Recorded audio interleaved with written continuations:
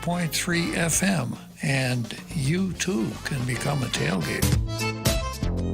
The Point is KUSG, Hagåtña, Guam, 93.3 FM and 104.3 HD3. Russia's assault on Ukraine escalates on several fronts. I'm Jack Callahan, Fox News. Air raid sirens and explosions piercing the night in Kiev. Russian troops now claim to be in control of the city of Kherson, and several Russian warships are reported headed toward the port city of Odessa. U.S. intelligence warning an amphibious assault on Ukraine's third largest city could come within hours. Ukraine has been pleading for more weapons to counter the invasion. Fox's Lucas Tomlinson reports they're on the way. U.S. officials say that hundreds of Stinger anti-aircraft missiles have just arrived in the last few days. More are coming. Weapons are flooding into this country. Of course, the Russians want to cut off those supply lines. In fact, Russia's foreign minister has threatened any nations that give weapons to this country that are used to kill Russian soldiers. The United Nations General Assembly has passed a resolution calling for a halt to the invasion and the withdrawal of Russian troops. We must do everything we can to help the Ukrainian people, to hold Russia accountable, to match our strong words with strong actions. U.S. UN Ambassador Linda Thomas-Greenfield. The invasion, which started about a week ago, the UN Refugee Agency says, has forced 1 million Ukrainians, the majority of women and children, to flee the country. The House Select Committee investigating the January 2021 incursion at the U.S. Capitol, making a big accusation against former President Trump. The House committee says evidence shows the former president and his associates engaged in a criminal conspiracy to block the certification process of the election. They were responding in a court filing to a lawsuit by one of former President Trump's attorneys who's trying to protect some documents from the investigation. The committee can't bring criminal charges on their own, but they can make a referral to the Justice Department. The former president's called the committee's actions a political witch hunt. Fox's Jill Nato. America is listening to Fox News. Half a day. This is Clara Manglona from Security Title with an important warning. Wire fraud is real, and home buyers and sellers are one of the biggest targets, even on Guam. When sending money by wire transfer, be sure to confirm the wire instructions by phone, not email. In this case, it's good to be suspicious and know who you're dealing with. Let the professionals at Security Title work with you to minimize loss due to wire fraud. We are here to help.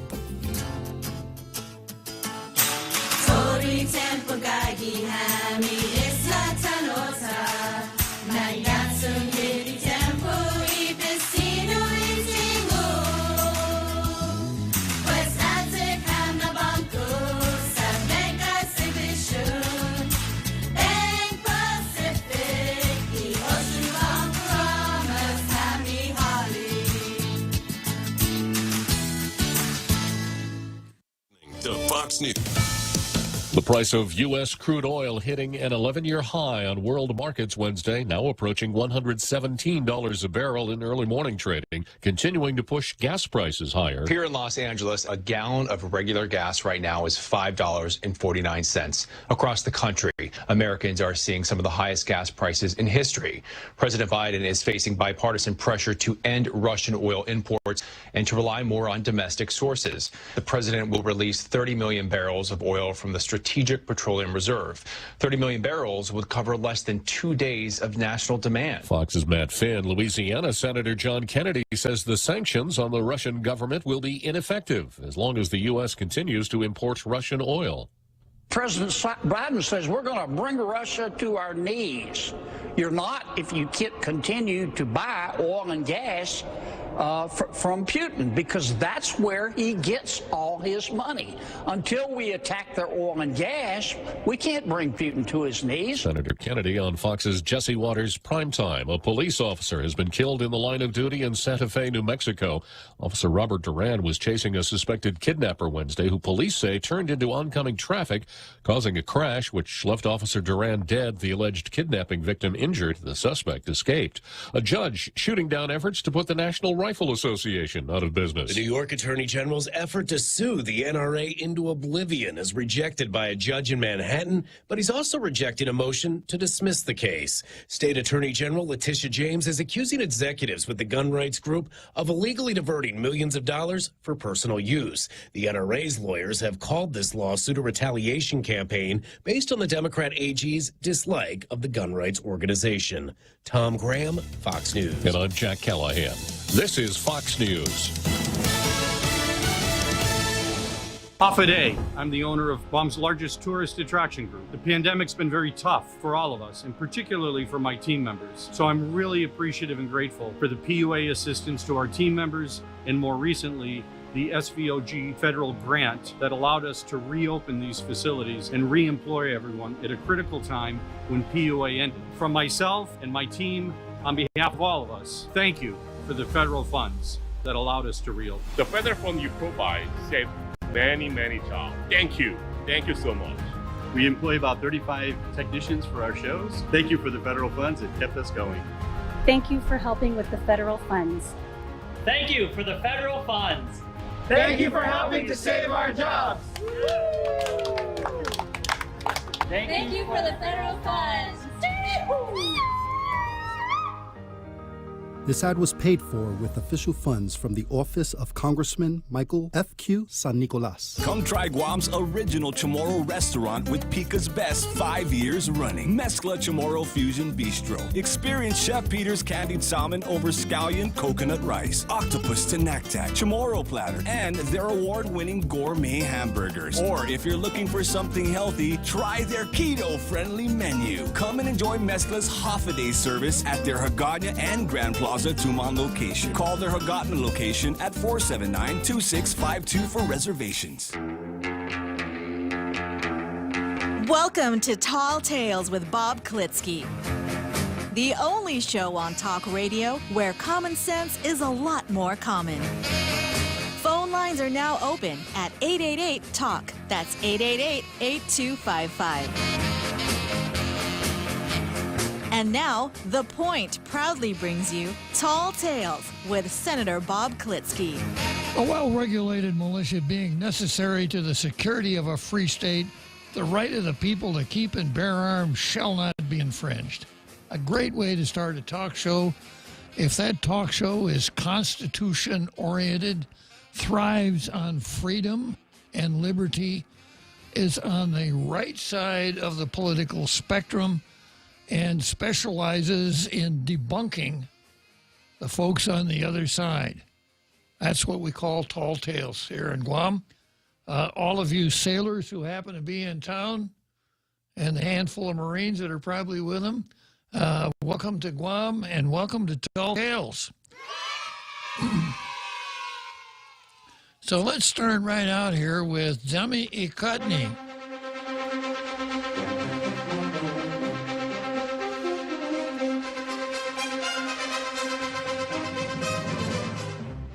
And here's what the Daily News says. Our view, welcome visitors from Navy ships. Wow. Great idea. Guam received a sudden influx of visitors Wednesday with the arrival of the aircraft carrier USS Abraham Lincoln and guided missile destroyer USS Spruance. The carrier has 5,100 people aboard, and the guided missile destroyer has a few hundred more.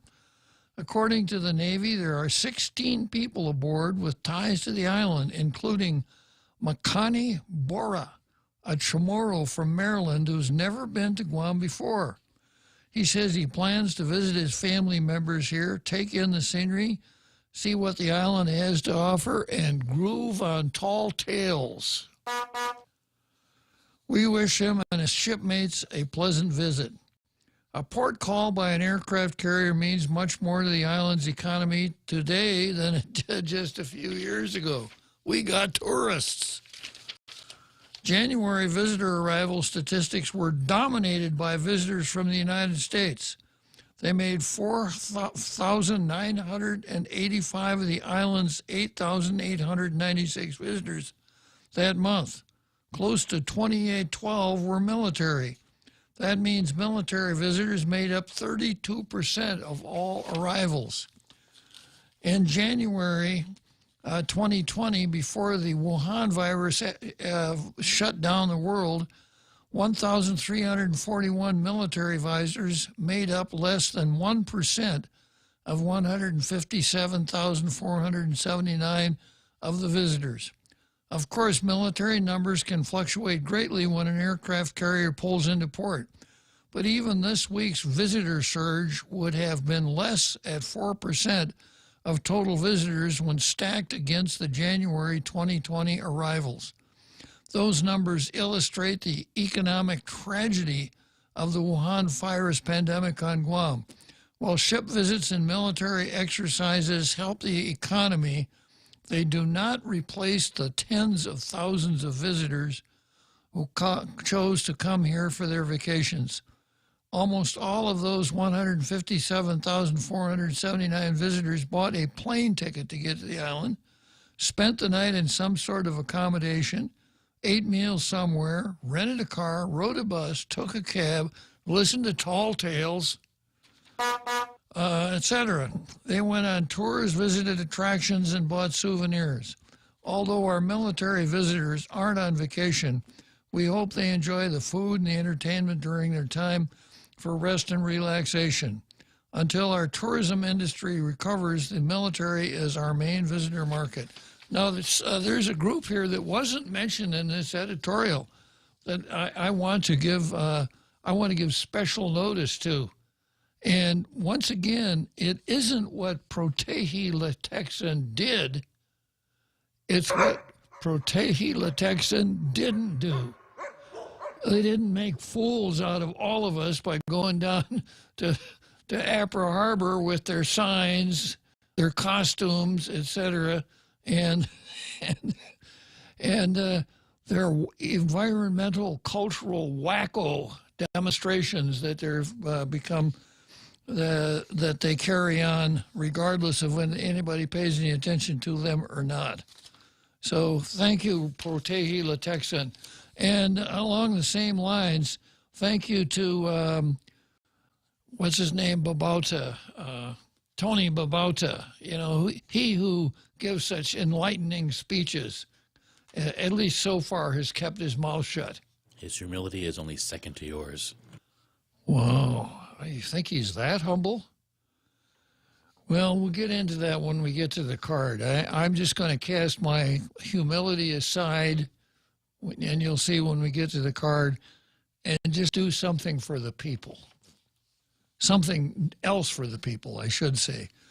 Okay, so the Daily News didn't run a real hard-hitting column, but they did run a letter from Ken, and of course you know that's going to be hard-hitting. Here's what Ken says. We shouldn't have to choose the lesser of two evils. Now, if only Democrats had known that during the 2021 election, who are you going to vote for? Biden. Do you think that old codger, that professional politician, that plagiarist, that moron, that subterranean is going to be a good president? Well, no, but at least he's not Donald Trump. Yeah, good call. Really good call. No mean tweets. Yeah. No mean tweets. And you can't get on him for his hairstyle either, because he ain't got any hair except a little transplant that stuck. Okay, so Ken says we shouldn't have to choose the lesser of two evils. Once again, we're facing a gubernatorial election with voters being forced to pick from the lesser of two evils. On one hand, we have a Democrat incumbent governor who has broken every public promise she made on the campaign trail, pulled the grenade pin that destroyed our local economy, poorly used federal funds sent to our island to help our people survive the pandemic, and allowed the flow of drugs to escalate unabated. And by the way, I watched some of the press conference today, and I think some people may have missed it, but, you know, I was actually due one of those Zooms as the reporter from Tall Tales. No. Yeah, as a reporter from Tall Tales. And Janella didn't mute me either, right? So, okay, Mr. Klitzkie from Tall Tales. Governor, how long do you want people to continue wearing your masks? Here was her answer. Forever. Beep, beep, yeah. Yeah. I feel like I'm on Zoom right now. Yeah. So, I mean, if anything in this paragraph, on the one end, we'd have a Democrat governor who's broken every public, if anything, he is guilty of understatement here. He kind of soft. Hey, Ken, I never knew you wanted to throw softballs at the batter, but you did it this time.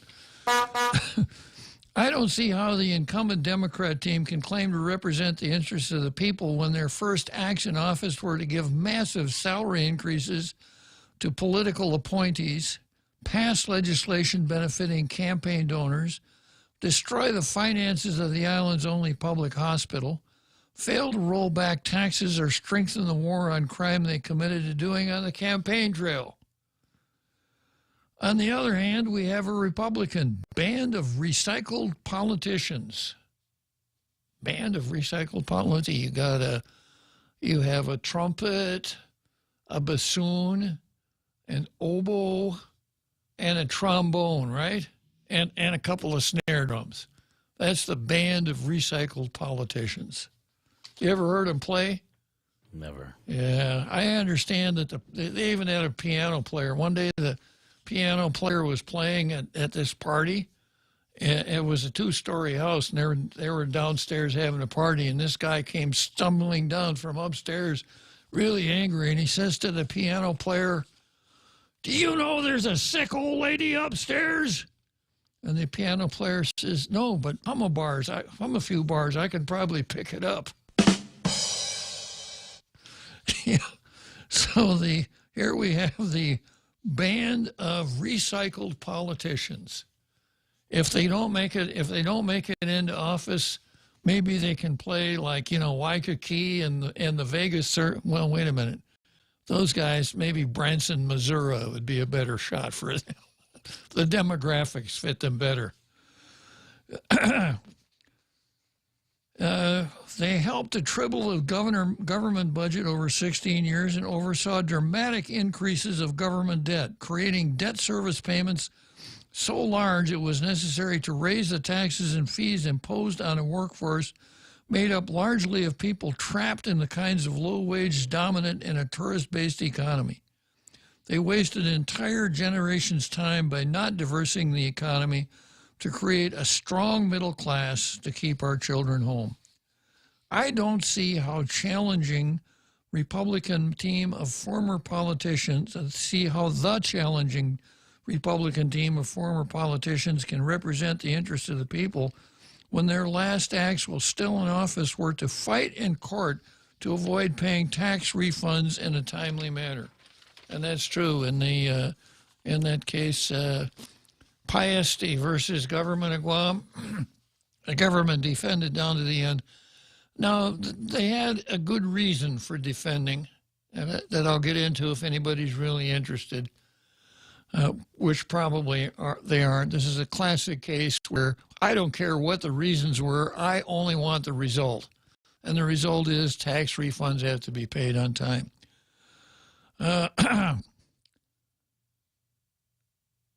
Give themselves retroactive pay raises in secret, then kept the raises intact even in the face of overwhelming public opposition. Of course, this was the Wonpat Den and the great salary smash and grab, where acting Governor Ray Tenorio sent a bill to the legislature giving various and sundry large pay raises, including senators from 55 to 85.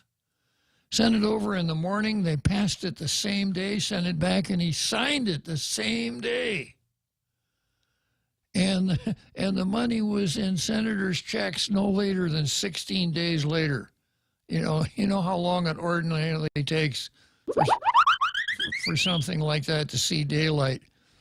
And of course, seven of the Wonpat 10 were turned out. The rascals were turned out. And one of them was Tony Atta. He was not only part of the WANFAT 10, the next legislature had some heroic people, including Mike San Nicolas. And the Mike San Nicolas posse, 5 senators, tried their hardest to roll that salary increase back. And they were opposed by Tony Atta, who fought him tooth and nail down the line. Finally got it rolled back. Tony Atta lost. Tony Atta then ran for lieutenant governor with Ray Tenorio, and during like the first 10 days of the campaign, he doubled down. He came out and said, yeah, I think senators should have been able to keep that raise. You know, it's a blah, blah, blah. How does that sound effect go? I think senators should have been able to. That's exactly what he said. Exactly what he said. I remember that Yeah. not clearly. Yeah. Okay. That's why I see this election as a choice between the lesser of two evils. There is an effort afoot right now to try and reform the election process, making it easier for independent candidates to run for public office. It's an effort politicians do not support because they don't want competition. True enough. Incumbents will introduce legislation that benefits incumbents, and they'll do their best to torpedo legislation that benefits challengers. It is an effort the media is reluctant to cover for fear of incurring the wrath, meaning ad boycott, of politically well-connected insiders with close ties to politicians who run the local businesses that buy advertising. It's an effort that faces obvious opposition by political parties that want to maintain their near exclusive control over the election process. No, but I'll go on. Like the philosopher Victor Hugo once observed, there's nothing more powerful and unstoppable than an idea whose time has come. As the public debt load increases, the amount of money available for government services decreases, and party politics are not sustainable. In a stagnant economy without a strong and vibrant middle class, the tax revenue does not grow faster than the need to hire more government employees, give pay raises to existing ones, or fund government contracts to keep business owners happy. When the solution for politicians to every problem is to borrow more money, the system collapses and the taxpayers and residents suffer. Well, I got to stop here and say that's one thing I got to give this governor credit for. I think just about every governor before Governor Leon Guerrero borrowed money to cover operational expenses.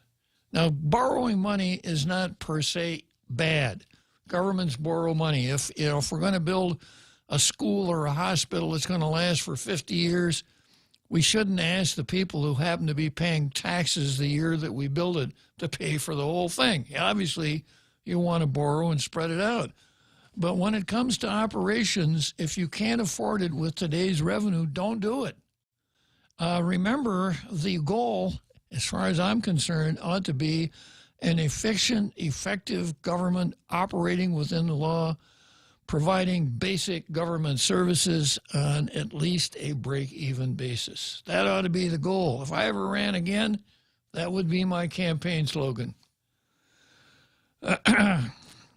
When the solution for politicians to every problem is to borrow more money, the system collapses and the taxpayers and the residents suffer. Just ask the citizens of Puerto Rico about their quality of life with the island's government in a federal receivership. The only way to improve the quality of leadership on our island is to hold politicians accountable for their campaign promises. After we replace enough of them, maybe they will start working to keep their campaign promises to us. Then and only then will elections be about voting for the best candidate available instead of the lesser of two evils. Pretty good stuff from Ken. Yeah. Can't say that I disagree. Well, I guess I disagree with one and something else. The role of the parties. The parties don't really have that much control over the candidates. or over the elections. Perhaps, well, I'll get into that some other time. Then over on the Post, of course, we have another strike, except from the owner of the Post. Do you have your Post with you, Jose?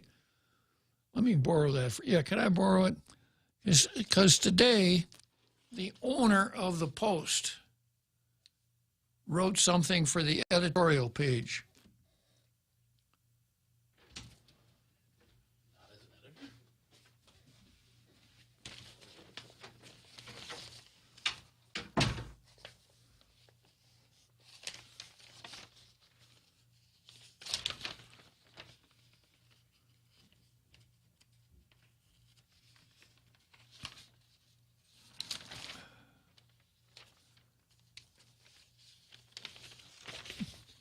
Bear with me for a second here while I find this.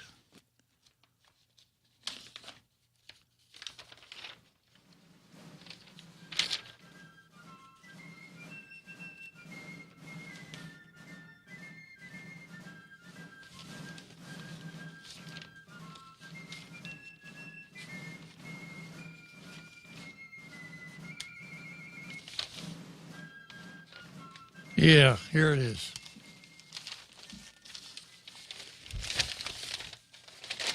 Now, this is really interesting. End the Korean War by Ho S. Hyun. Ho S. Hyun is the chairman of Quartek. He is also a former member of the Peaceful Unification Advisory Council in Korea. And we know that Quartek owns the Post. They always tell us that whenever they do a story on Quartek. Here's what Ho S-Yoon says. In the end, Russia has invaded Ukraine out of concern for its own safety. You get that? Russia has invaded Ukraine for concern for its own safety. As the Ukrainian children lose their fathers and women rush to make firebombs, it can seem like surrender is the easiest way out. However, the dignity of the people and state may be more precious than life. Surrendering now may protect their lives today, but it will not guarantee their freedom tomorrow. As I watch this, I cannot help but think of the conflict that has long occupied the Korean Peninsula. 72 years after the ceasefire of the Korean War, South Korea remains at war. Military confrontations and spontaneous conflicts between North and South Korea continue to affect the national security and the economy. The impact is not limited to the Korean Peninsula. As everyone knows,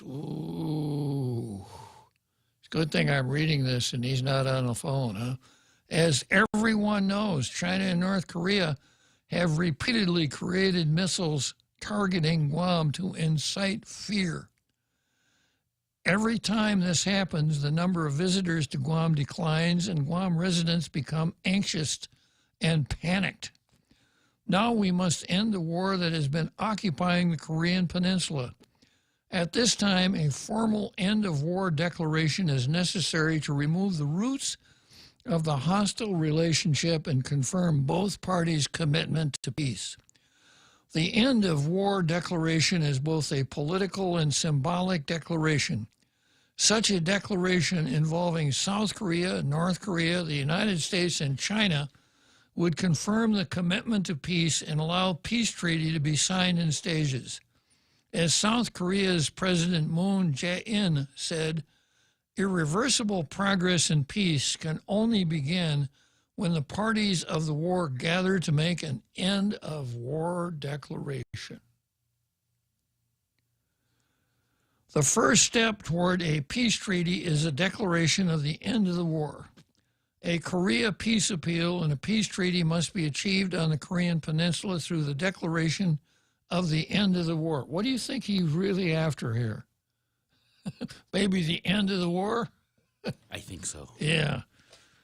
Of course, military balance is also important. Therefore, in addition to these efforts, the U.S. forces Korea will remain a military balancer in Northeast Asia after the end-of-war declaration.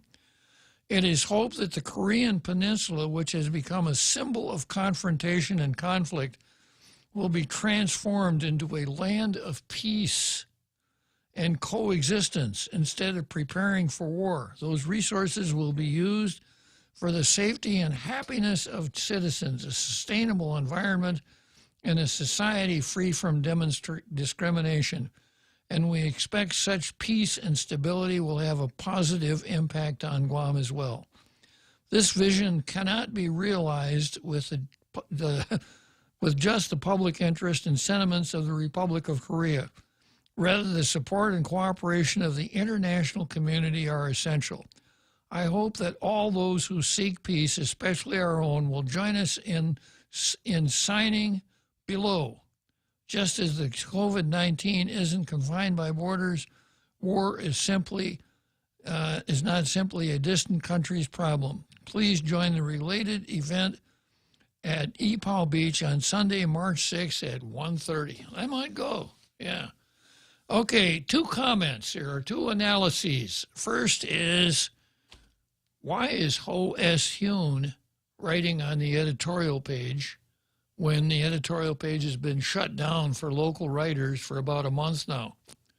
Question number 1, is he dissatisfied with the timbre, Timbre, of the editorials that his employees had been writing? The other day I asked, is there any connection between the $50 million tax incentive he's trying to get from Gita and shutting down the editorial page, knowing that no Gita tax incentive goes anywhere without the governor's signature on the bottom of it? Does he, on the other hand, perhaps think, I don't disagree with them, I just don't think they're very good at what they do, and maybe I'm better? There's a lot to ponder here. Editorial page has been shut down for a month, and then we have the owner, not the publisher, but the owner come out and write an editorial. Strange. Because if he was writing as a representative of the Post, it would have just said editorial. Yes. Mm-hmm. Yeah. So it says letter to the editor. Yeah, that's what it's billed as, a letter to the editor. Yeah, and you know, that would be like me reading something here in Tall Tales and saying, you know, this is not for the this is not official Tall Tales program. This is just my own personal thoughts. And so or you asking me to put it on there. Yeah. Jose, could you read that note that I left on your desk? Let me think about it. Yeah. I think I should. Yeah. I mean, I think I will. Yeah. This is not about Tall Tales. This is just me personally, according to Jose, right? So that's 1. And then 2, I want to analyze, I'll treat this, it's a provocative subject. I'm going to take a short break, and I'm going to come back and treat it on its merits. The Extra Point with Jerry Roberts of Guam Training. Hi, I'm Jerry Roberts, and every day on The Ray Gibson Show, I get to comment on the incredibly diverse, fun, challenging, sometimes frustrating, often exciting, but always interesting world of work. I hope you'll be there with us. You can find daily transcripts of The Extra Point at GuamTraining.com. Tune in every weekday morning at 7:20 for The Extra Point with Jerry Roberts, brought to you by Guahan Insurance Services and First Hawaiian Bank on 93.3 The Point. $15 might not get you that far, but Chili's is bucking the trend with $15 meal deals. At Chili's, $15 gives you not 1, not 2, but 3-course meal deals complete with a drink, a starter, and an entree. Mix and match 3-course meals 15 ways to Sunday with soup, salad, or chips and salsa to start, and ranchero chicken tacos, honey chipotle crispers with rice, bacon ranch quesadillas, or personal fajitas for the main course. Build your own $15 meal deal at Chili's. More life and great value happen here. Portions of the program brought to you by Nissan. Choose your favorite Nissan, and there's an abundance of Nissan automobiles to choose from. Rogues, Rogue Sports, Muranos, Kicks, Sentras, Leafs, Rogues, and then start talking about the deal they want to put together for you. Enjoy 0% APR, or your first 3 payments are on them. Just sign and drive away. Inventory limited, so don't wait. See Nissan Guam first. Wait, there's the fine print. I got to read the thing in fine print ease. On approved credit, 3 payments calculated, 5% APR, 60 months term, and based on the actual selling price of the vehicle only, not including down payment or any aftermarket products or accessories. See Nissan Guam for full details. Welcome back to Tall Tales with Bob Klitzkie, Guam's single voice of reason. Call now, 888-TALK. That's 888-8255.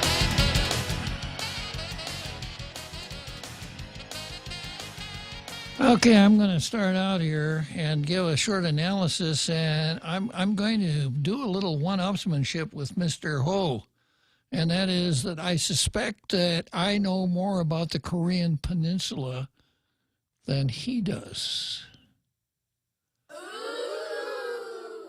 Because I have been north of the demilitarized zone. Really? Really. Mm-hmm. And very few people from the Republic of Korea have ever been north of the demilitarized zone. Perhaps before 1953, some of the old-timers had, but that's about it. Was it a secret mission? Well... Would you have to kill me if you told me? I probably ought to keep that under wraps. And the next time we have the most dangerous man in the room, who is either Kaiser Soze or verbal Kint, depending on how we catch him. Who is Kaiser Soze? Right. So, yeah. So here's the problem. You know, in 1950. Well, put it back even farther. The Russians stayed out of World War II until I think it was August 8, between the 2 atomic bombs. And they came in, and they told FDR that they were going to come in, but they had a peace treaty with Japan that they'd honored throughout World War II, which was a good break for the Russians, because that meant that they didn't have to have troops on that side of the continent. They could concentrate on Europe. And, of course, it was also a good deal for the Japanese. But the Russians, declared war, came in, took Sakhalin Island, the Kuril Islands north of Japan, which they still have, and invaded the Korean Peninsula down to about the middle of it. The Americans, of course, occupied Japan and the southern part of the Korean Peninsula.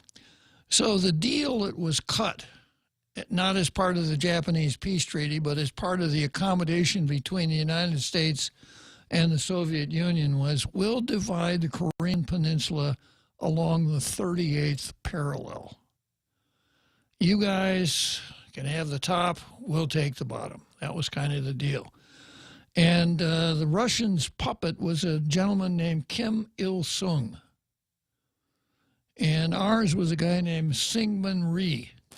One was about as tyrannical as the other, except kind of like FDR talking. I've mentioned this before, when the name of Anastasio Somoza, who was a dictator in Nicaragua, came up in one of FDR's cabinet meetings. And the idea was, we should back Somoza. And one of the cabinet members says, Somoza? That guy's an asshole. And FDR said, yeah, but he's our asshole. And it was kind of the same with Syngman Rhee. So Korea did not become a democratic country until, I think, the end of the 70s. It was a dictatorship. Park Chung-hee was the name that you'd remember from those days. It finally became a democratic country. In 1953, the North was industrial and the South was agricultural. The North had a higher gross national product than the South, believe it or not. Kim Il-sung took over, was a client of the Soviet Union, and he went about establishing a cult of personality, and he's been very successful at it. If you ask any North Korean, which is not called North Korea, they call it the Democratic People's Republic of Korea, right? If you ask any NPRK about Kim Il-sung, they'll tell you he was born on a sacred mountain, a mountain on the border between China and Korea. That's where he was born. So it's almost Christ-like. And that he has almost supernatural powers. Even though he's been dead for 30-some years, he is still listed as the chief of state of the Democratic People's Republic of Korea. And he set about building his dynasty. His son, Kim Jong-il, became the next ruler. A linear descendant, it's hard to exactly know what his relationship was. Kim Jong-un now runs the country. And it's extremely, it's an extremely totalitarian, tyrannical state. Many of the people live in abject poverty. And a few of the muckety-mucks, of course, it is a socialist state, live very, very well, very high off the hog. And the reason that the Kim dynasty has been able to stay in power is their demonization of the United States.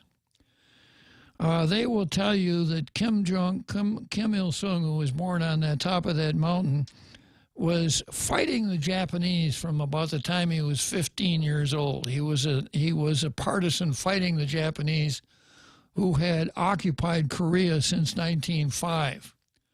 And it was Kim Il-sung that all by himself beat the Japanese on August 14th, 1945.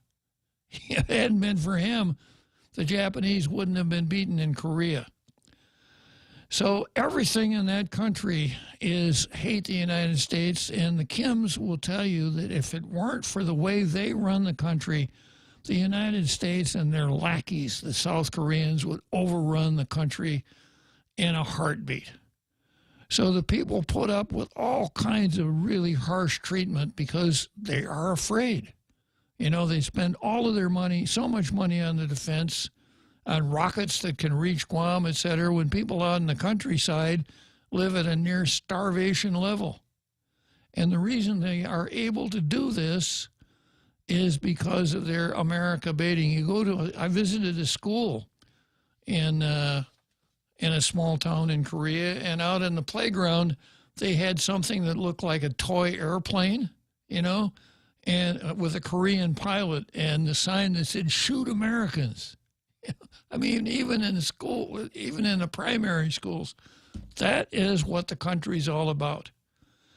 And if for some reason someone came along, a ruler of the DPRK came along and said, what we've been telling you is a gigantic fib, I think the mental health aspects of that would be catastrophic, because so many people, so many generations for so long are sure that the reason that their country has survived and prospered is because of the Kims.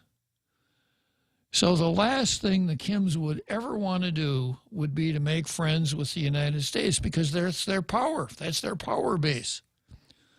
And the same thing is true with the lackeys of the United States, the South Koreans. So it's just not going to happen. So I say that having spent a week in North Korea, I've been in the little blue houses that you've seen on TV, where there's a table and a line across the table. This side is North Korea, that side is South. I've walked around that table. Yeah, and I wouldn't say I've been all over the DPRK, but I've seen enough of it to draw some pretty good conclusions. And keep dreaming, Mr. Ho, because it's like the other day I was fumbling around for the term Marquis de Queensberry, talking about boxing. And one boxer goes into the ring and he says, I'm a fair fighter. I'm going to follow the rules laid down by the Marquis de Queensberry, low blows, no low, et cetera, et cetera. And the other guy says, I'm an MMA fighter. Guess who's going to win? And that's the way it would be in Korea. The DMZ is like 3 miles wide, and it's probably the nicest wildlife preserve in the world, because there's nothing out there to bother the animals if they're not heavy enough to detonate a mine. So very interesting from both standpoints. Why is Mr. Ho writing in his own paper? And then second, is he, I don't want to use the word naive. He's extremely successful, a whole lot more successful than I am, sitting here jabbering in this microphone every day for 2 hours. Very idealistic. Let's hope. That's what it is. Let's hope that's what it is. It's not a fantasy, but just has a really high hope. It is a great ideal. The world would be so much better off if we had one Korea instead of two. That's for sure. Okay, let's take a short break here, and we'll come back to Zemi. Guam has been through a lot this year, and every family has been forced to sacrifice just to survive. Your government leaders should be doing the same, sacrificing, doing more with less, and being more responsible in serving our whole community. Let's build a better government together with transparent decision-making, frugal spending, and setting responsible priorities. Please vote for me, Michelle Armenta, number 1 on your Republican ballot. I'm Michelle Armenta, and I approve this message.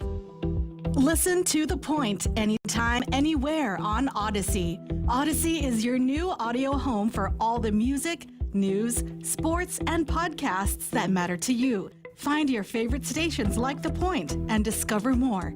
Music stations, local and trusted news sources, sports talk and team coverage, plus today's biggest podcasts.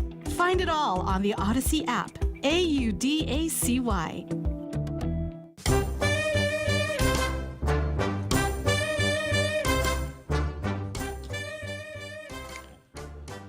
Okay, we got about 14 more minutes to the big halftime show, and right now we have either the most dangerous man in the room, also known as Kaiser Soze, or a poor fella that hurt his leg and kind of limps around,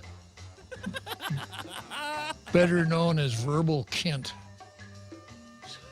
It's kind of quantum mechanics here. We don't really know which one it is until we observe it. So, which one are you today, sir? I haven't made up my mind yet. That of course is the essence of Kaiser Soze. Go ahead, Carl. Exactly. I just wake up every morning and I play a little game of Jung Kim Po to see which side of my personality is going to rule that day. It gets very interesting. Believe me. I can imagine. You never lose, though, do you? No, not really. Yeah, the word is not in my vocabulary. Yeah, I just wanted to chime in about that. I'm sure that the owner of the Post is a very sincere man and he means well, but there's just a certain mindset that is, I don't know what it is. It's like a kind of self-blaming, self-loathing, that it's got to be our fault. We did something, and in the years leading up to the Second World War, there were many intellectuals on the left who were advising Churchill and Roosevelt to lay down their arms as an example to Hitler and Tojo. And this was at a time when Hitler and Tojo were building the most powerful war machines in the history of the world. So it you just shake your head. There's a mindset that just doesn't understand that there are evil people in this world. During the Cold War, Carl, there was a group of lefties, especially in the United Kingdom, whose slogan was, "I'd rather be red than dead." Oh, yeah. As though those were the only two choices. Yeah, exactly. But, you know, to some people, it's a certain mindset, it's never enough. You know, but Putin, his estimated net worth, you know, with all the property and businesses and assets that he seized, it ranges between 100 billion to over 200 billion dollars, and either one of those probably make him by far the wealthiest person on earth. But it's not enough. You know, he wants more. He wants more territory. He wants to leave behind a legacy, so he'll be idolized in, you know, the coming decades by future communists. Is want people to recognize Tsar Vladimir I. Yeah, I heard someone comment on a talk show that he kind of visualizes himself as like, who was it? Former Secretary of State Rice under Bush. Mm-hmm. I forgot her first name. Condoleezza. Condoleezza Rice. Yeah, Mm-hmm. I don't want to say the wrong Rice. Yeah. But she had met Putin several times, and she used to joke and call him Vladimir the Great, because he seemed to relish the idea of being like Catherine the Great and expanding the Soviet Empire. There was also a Peter the Great. Oh, yeah. But I don't know if that had to do anything with what he did in the government. Go on with your story, Carl. But I think he senses that he's approaching his later years, and he wants to leave behind a legacy. And, you know, of course, he called the collapse of the USSR the greatest catastrophe of the 20th century. And, you know, to the vast majority of people on Earth, it was like the most wonderful thing to happen in the 20th century. So he wants to leave behind a legacy, and he wants to expand the communist empire at all costs.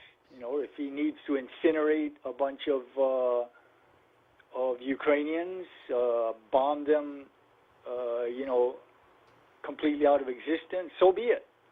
It's his legacy, you know, and that's all he's concerned about. The guy has no conscience, you know, so, you know, I think that I'm hoping that more people begin to realize at some point that there is evil in the world. And, you know, just wishing it away, trying to wish it away is not going to change that. There are people who are just evil. No matter how much money they have or how much power they have, they want more. And that's what we have, you know, especially in communism.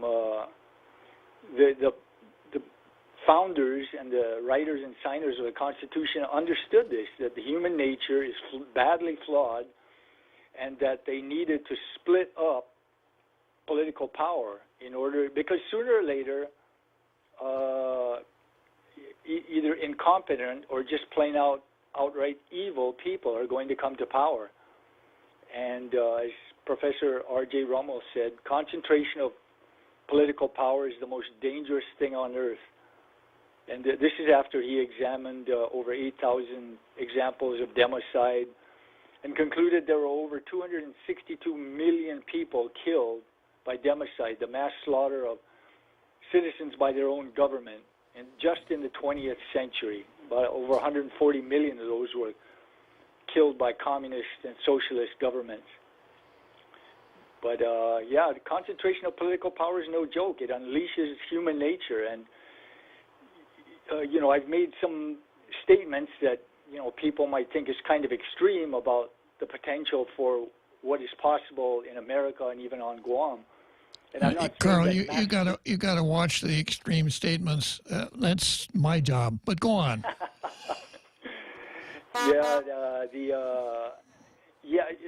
You know, I'm not saying that there would be mass slaughter on Guam. That's not my point. My point is that in empowering human nature, giving it total power, concentrated power, which is what would happen if they did away with our constitutional protections and rewrote a completely new constitution. That is the aim, is concentration of political power. And we just don't know what will be unleashed, but it will be bad, whatever it is. It will be somewhere on that sliding scale of negative things, you know, seizure of private property. Trillions of dollars of private property were seized in the the 20th century by leftists. Trillions and trillions of dollars, and over 100 million people were killed. Am I saying that would happen on Guam? I'm not saying that. I'm saying bad things would happen. We just don't know how bad. That's the only issue. Anyway, that's my 2 bits for the day. Thank you for allowing me to chime in. Yeah. Okay. Well, you can go ahead and limp away, verbal, and we won't blow your cover. Okay. Okay. Thank you for keeping my secret. All right. Yeah, Kaiser Soze or Verbal Kent, depending on who wins the Junkin Poe game that he plays with himself every morning. It's a very methodical. Yes, he is a very organized guy. Okay, next I go to the Post, who, other than the owner writing for the editorial page, has been on strike. And Ron McNinch wrote a pretty interesting column today that I want to spend a little time with. It's probably going to spill over into the second half, but I'll start it now. And, of course, Ron doesn't write the headlines for his column. Somebody else does. This starts out, unfortunately, the headline is wrong, but that's not Ron's fault. The headline says, Commonwealth favored by most would bring a better political status. No, Commonwealth is the same status we have right now, unincorporated territory. But there's a lot to discuss in terms of what we think a commonwealth is. So Ron says, a few years ago, a friend from the United Nations was visiting, so I showed him around Guam. After a couple hours, he asked me why there was so much complaining about the U.S. government. His impression was that Guam seemed to be treated very well. My friend was from a former colony in French West Africa and spoke French fluently. We know the type. I told him that my view was that a very small group of people were filled with ennui, and this translates into a false sense of umbrage. The reality is that the vast majority of people in Guam are proud to be Americans. In the mainland U.S., about 30% of people trust the local and federal governments to do the right thing. On Guam, 30% of the public trust the local government, and 60% of the public trust the federal government, including Mark Baldiga and Jeff's Pirates Cove. In addition to this high level of trust, very few people would be willing to change their U.S. citizenship. When I say very few people, I'm talking percentages in the low single digits. Many people who live on Guam earned their U.S. citizenship. If we extended this concept to the parents or relatives, this point is even further reinforced. No one is going to talk to anyone on Guam out of their U.S. citizenship. No way, Jose. Allegiance and fidelity to the United States is not something people think about. It's something that people actually feel. And then he goes on to say, feelings trump thought. And I know he's got a point there. More often than not, that's exactly the case. Guam has let its efforts to improve itself go fallow. We had a Commonwealth congressional hearing in October 1997. Following the hearing, the Commonwealth efforts were abandoned. In 2004, my late friend Dirk Ballendorf put together a book with Howard Willens. It was on President Ford's 1975 decision to grant Guam a Commonwealth status equal to the one provided to the CNMI. The decision was ignored by federal bureaucrats. Dirk asked me why local leaders weren't furious over this. And the book was the kind of approached the subject in a way that ought to make people angry. It was called the Guam Secret Study. And the theory of the book was that Ford had actually approved this and that all of the working papers, et cetera, were classified secret and therefore weren't available to the press, et cetera, et cetera, et cetera. And, you know, I when this all came down, I know a little bit about secret clearance. I had a secret clearance myself. Every officer has a secret clearance. And what a secret clearance means is that you have the ability to read certain kinds of documents in a certain environment under certain conditions. And things are classified as secret because they have an operational dimension. So I'll come back to the big secret here right after a halftime show.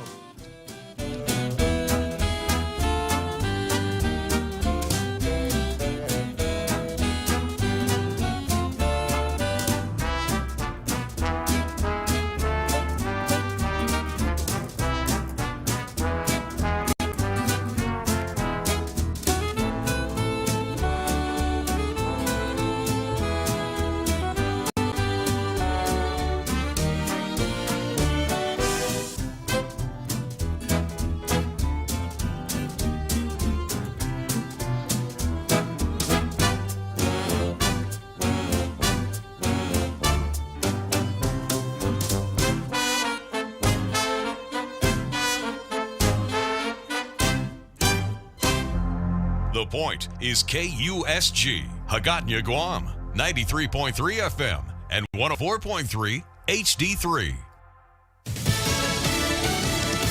Russian attacks in Ukraine increasing. I'm Jack Callahan, Fox News. On several fronts, according to Fox's Jonathan Hunt, who's on the ground in Lviv. From land, air, and sea, Russia appears to be pressing forward on what is now day 8 of this brutal war. Russian warships are now moving across the Black Sea towards the southern port city of Odessa. On top of that, another southern city, Kherson, has been the scene of intense fighting. There seems to be some disagreement over who controls that city, but the Russians say they have taken it. Russia appears to be moving to surround the country's largest city, its defense ministry claiming it's only attacking military targets. But Secretary of State Antony Blinken says that's a lie. Russian strikes in Kyiv struck the capital's main television and radio tower and destroyed part of the Babi Yar Holocaust Memorial.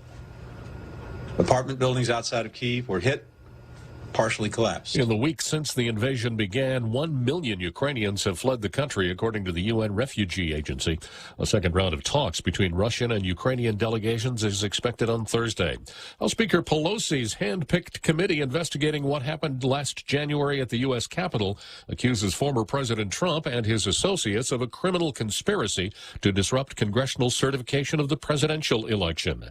That claim made in a court filing over documents the committee has been demanding from one of the president's attorneys. The committee has no power to bring criminal charges. An Alabama man has pleaded guilty to the most serious charge yet from the incursion. Joshua A. James, who is connected to the Oath Keepers militia group, becomes the first to be convicted of seditious conspiracy. Fox's Gernal Scott. America is listening to Fox News. Day. I'm the owner of Guam's largest tourist attraction group. The pandemic's been very tough for all of us, and particularly for my team members. So I'm really appreciative and grateful for the PUA assistance to our team members, and more recently, the SVOG federal grant that allowed us to reopen these facilities and re-employ everyone at a critical time when PUA ended. From myself and my team, on behalf of all of us, thank you for the federal funds that allowed us to reopen. The federal fund you provide saved many, many jobs. Thank you. Thank you so much.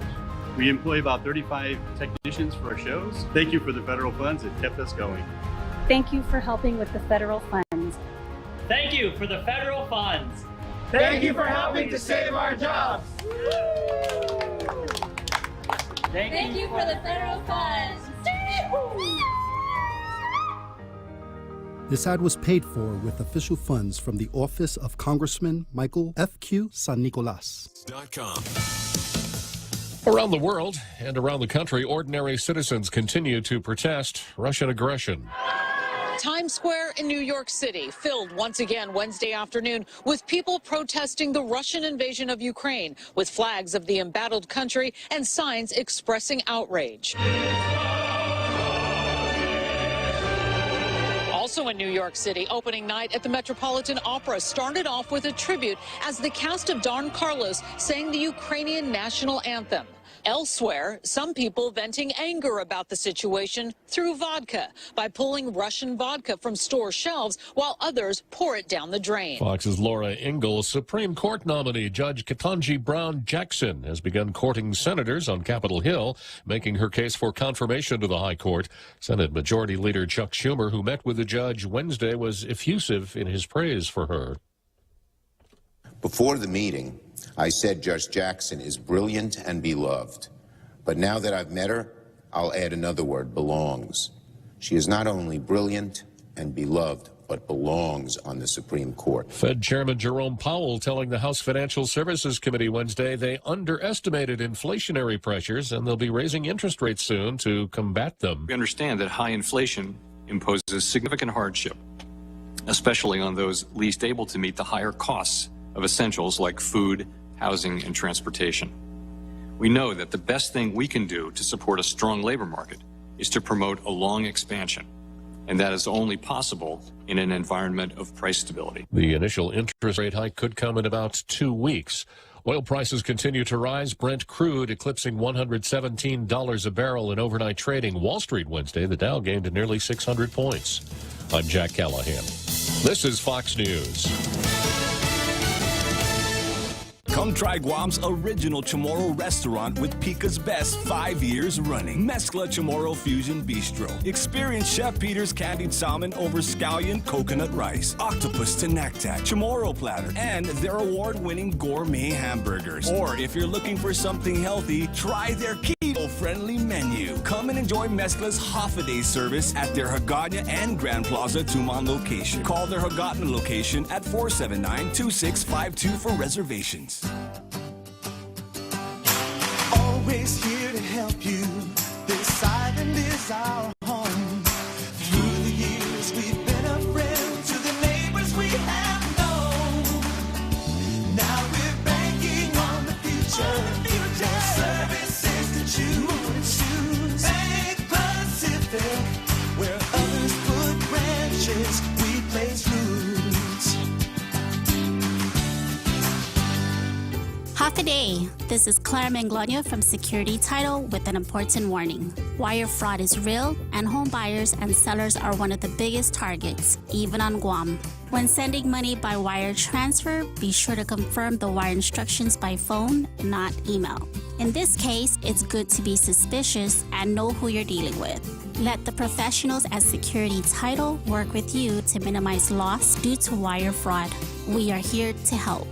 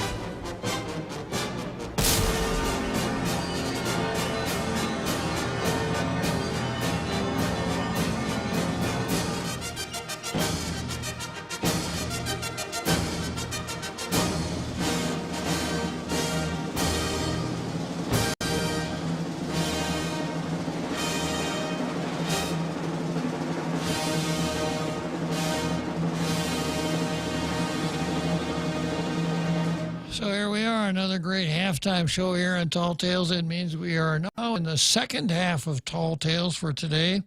And we left off before the big show talking about secret clearances and the Guam study, the secret Guam study, Dirk Bellendorf, President Jerry Ford, etc. And I was talking about secret clearances, and my sense is that maybe what happened, and maybe the way this works is when policy initiatives are under study, review, and even construction, they are classified secret to prevent leaks. Because if you really understand politics, you know that timing is everything. That a really good initiative released at the wrong time in the wrong manner sometimes can hurt you more than it helps you. So my sense is that's why it was classified secret, and perhaps a decision was made. Let's not go forward. Let's not do this. Let's keep the secret clearance on it. But that needn't have stopped local politicians from seizing on it and using it as a wedge to try to get parity with the CNMI and what they were able to negotiate before they were CNMI into their own constitution. It didn't happen. And Ron, back to Ron's letter here, he said the decision, it's where Dirk Bellendorf asked me why local leaders weren't furious because the secret Guam study was never released.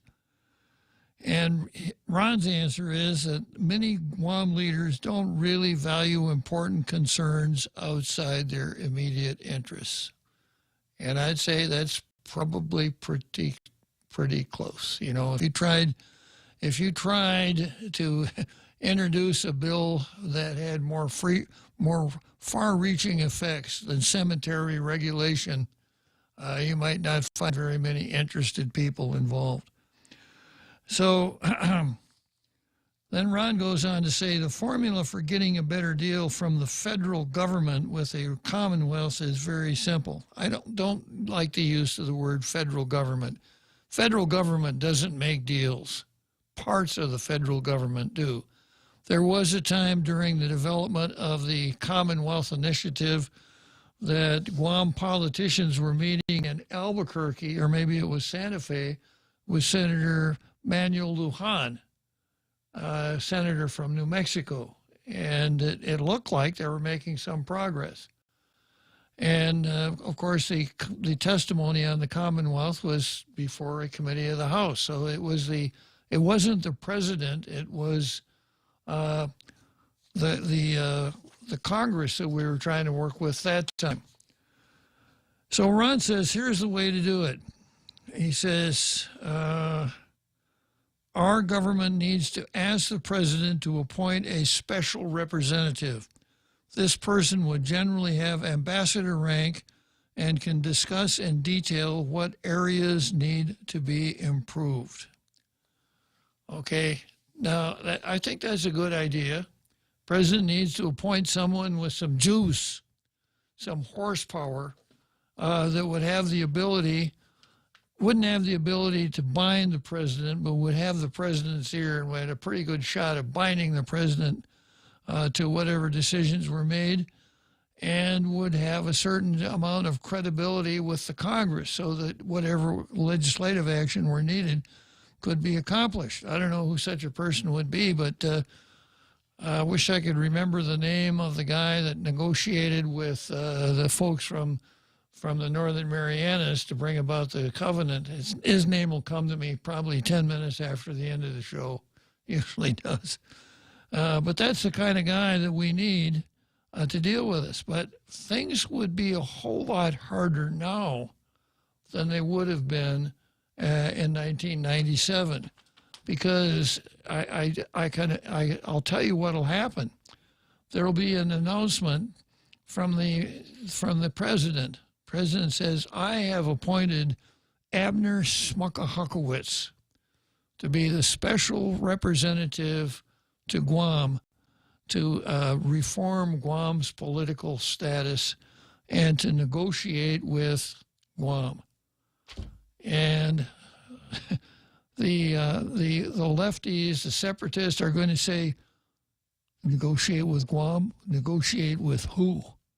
You have to negotiate with the Chamorros. And of course, the president's approach would be, well, you know, there's a government out there. There's a popularly elected government, a popularly elected governor, a popularly elected legislature. Obviously, that's who we got to negotiate with. Well, we know how this one is going to work out, don't we? They would go down to Home Depot and Guam Home Center and buy monkey wrenches by the bushel to start throwing into the process, because that would not be what they want. They want separation. And they would be more than willing to cut off your nose despite your face. So, an interesting idea, but just not going to work very well. Ron winds up this way. After the October 1997 Commonwealth hearings, we went into a 25-year twilight zone of inaction. We had a very embarrassing 15th Amendment case that made us a laughingstock to the rest of the country and the international community. That was our so-called plebiscite case. I think the point that a lot of folks don't get that point is important. Guam looked very backward, and we still with the residual negatives from a bad process. But making genuine efforts can be done. We just have to decide what we want to do with them. Yeah, I agree with most of what Ron says here. As long as, the vocal people in our island are constantly looking for ways to bitch, kind of like Kaiser Soze gets up in the morning and plays Drunken Poe with himself to see which identity he's going to follow. The separatists do the same thing in the morning to see what they're going to take umbrage about today. What are we going to be angry about today? We've got to find something to bitch about because it's what keeps us relevant. All right, so much for Ron. Let me see what I got here. I've got Frenchie, Jungle Watch, quick info on the post ownership and idealism. So he wants to talk about Jungle Watch. And okay, very interesting. Good afternoon, Frenchie. How are you doing? Good afternoon, Robert. How are you? I'm doing fine. Good. Yeah, I just wanted to mention I just posted on Jungle Watch an update about what's happening with between the Archdiocese and the plaintiffs. There was supposed to be a meeting tomorrow to move past the ruling, and apparently both parties have requested that it be put back another week because they are trying to file a common reorganization with the Judge Ferris in Hawaii. So apparently things seem to be moving forward. There might be a little glimmer of hope there for a common approach to the settlement. So this was one little piece of news that I've posted, and I wanted to share with the tellers. The other thing is, I read this column this morning in the Post with a little bit of awe and questioning how was this coming. Then I read that the Cortec CEO was a member of that peace movement that wanted to make sure that we had one Korea instead of two. And of course, I have many Korean friends, and I know how intense they take their politics. It's understandable, once you see what happened with President Ri and some of the military dictatorship that came in afterwards. There is a big need for democracy and so on. But the tempers are always very high, and Koreans are very high-strung people when it comes down to their democracy. That group for unification is a little bit on the left side of the spectrum. So I was wondering if that's why the CEO of Cortec came to Guam. Maybe he was in trouble for the government over there. So I wouldn't be passing it, and that would explain why we get all those things from the LA Times, the Washington Post, and Reuters news agency, which is the Western version of Pravda in modern time. So it raised to me more questions than it gave me answers. So that was my little take on that op-ed. It was surprising, and it definitely brought to mind a lot of questions, more than answers. And then finally, I wanted to comment on Carl's intervention earlier today. And let's say that I agree with Carl 90% of the time, but this is not the case today. And I'm very sorry to see that Carl is drinking the Kool-Aid that is being administered by the neocon warmongers in Washington, D.C., that are sitting in both parties. And that includes Condoleezza Rice and so on. And I understand that when you have an adversary, it is good to paint him or her as an evil person.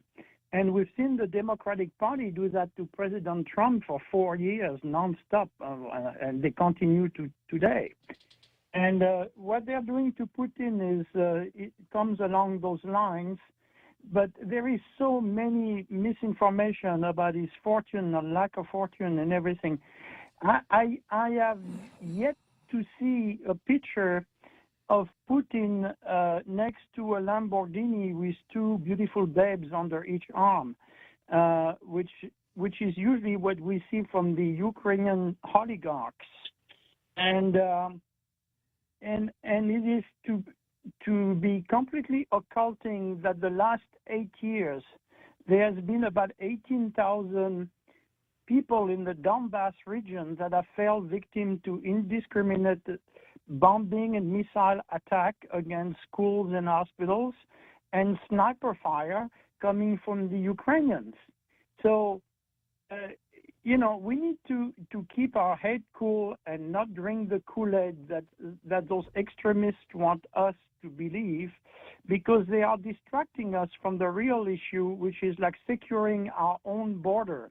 Before we go out and secure the Ukrainian border, perhaps we need to secure our southern border, where we have a huge amount of drug, fentanyl, which is probably the most dangerous drug ever invented, that is coming by the bushel into the United States. And this last year killed over 100,000 Americans in total silence from the media, and which come from China and the CCP. So we are being distracted by this Ukrainian tragedy, because it is a tragedy. Let's face it, as soon as a country feels like they have no other way but to declare war to another one, it's obviously a failure of diplomacy.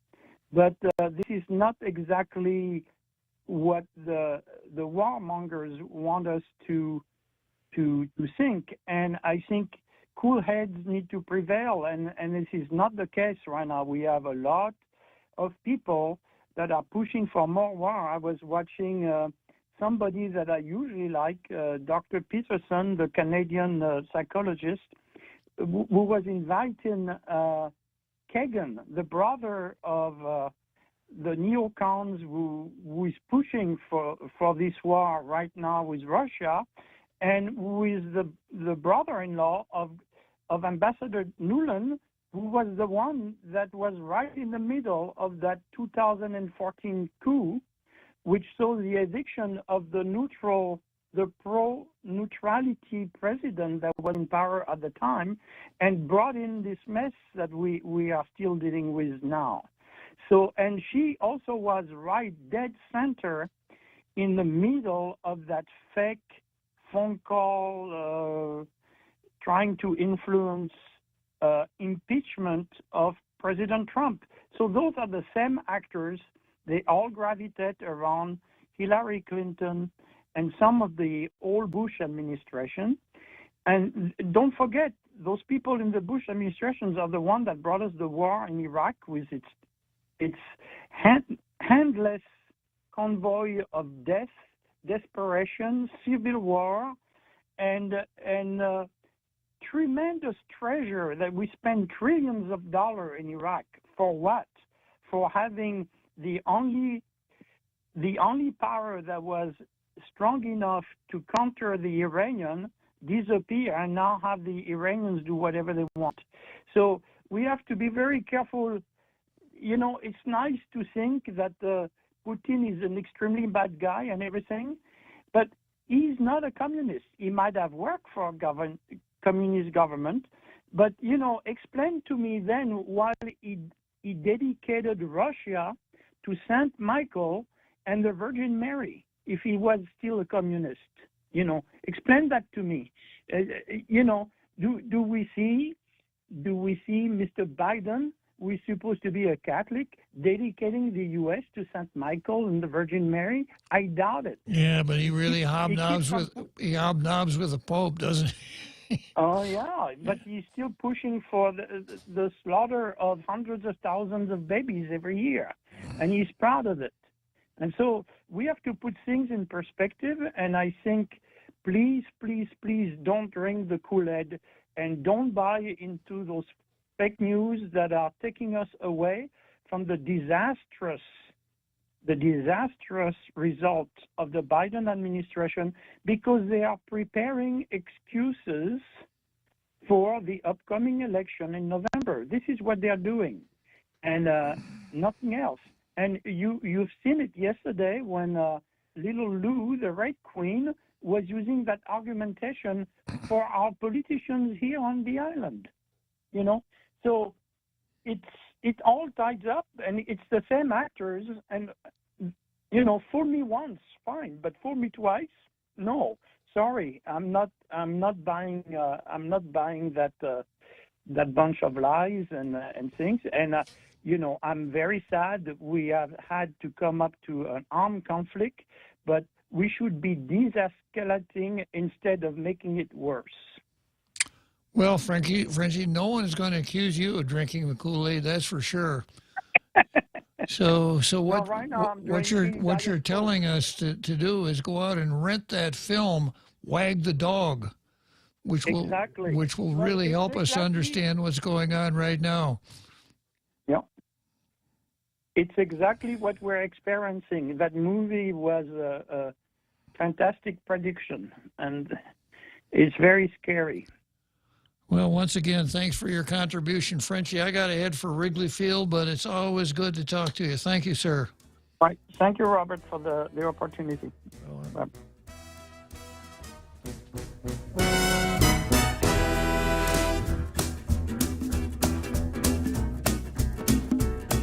The Extra Point with Jerry Roberts of Guam Training. Hi, I'm Jerry Roberts, and every day on The Ray Gibson Show, I get to comment on the incredibly diverse, fun, challenging, sometimes frustrating, often exciting, but always interesting world of work. I hope you'll be there with us. You can find daily transcripts of The Extra Point at guamtraining.com. Tune in every weekday morning at 7:20 for The Extra Point with Jerry Roberts, brought to you by Guahan Insurance Services and First Hawaiian Bank on 93.3 The Point. When's the last time you looked at your homeowner's insurance? A homeowner's policy protects much more than just your house. It also protects you against claims from someone being hurt on your property. If a visitor is injured at your place, how much are you covered for? The smart thing to do is get the answer today. That's the Insurance Extra Point. Get out there and make something good happen today by calling Guahan Insurance Services at 475-1162 or visit us at the Camacho Landmark Center in Tamuning. Attention tailgaters. It's time for you to get a new tail to gate on. It's a fact. They got a 2021 model clearance going on all kinds of your favorite Nissan models, the Rogue Sport, Kicks, Murano, Titan, and they've all got great FM radios so that you can pick up tall tales in the afternoon. 0% APR, or your first 3 payments are on Nissan. Zero down magic tailgaters. Learn more by visiting NissanGuam.com.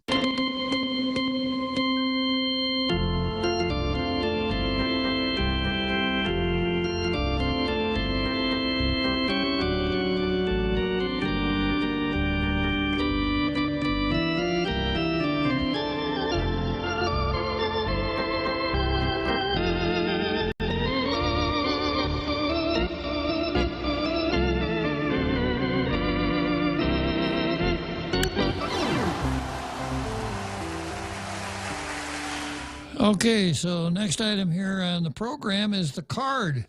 But before I get into the card, I want to tell you about a public service that I'm about to render, just from the bottom of my heart, just to help the people, just being a good public servant as usual.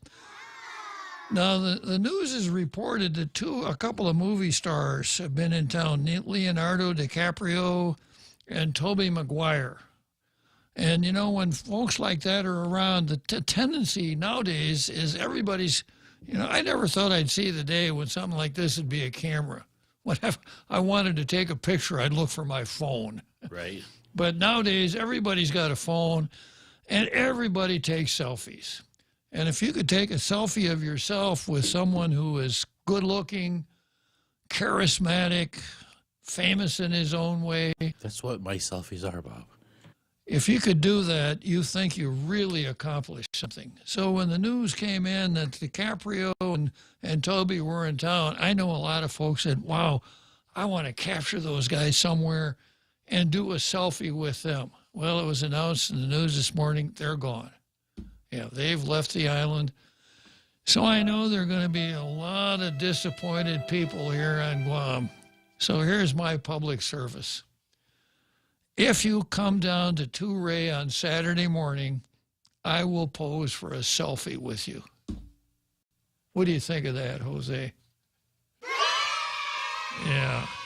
I wouldn't, no charge, no nothing, no commitment. I will just do it as part of my public spirited approach to my duties here as the host of Tall Tales. You should wear your red shirt.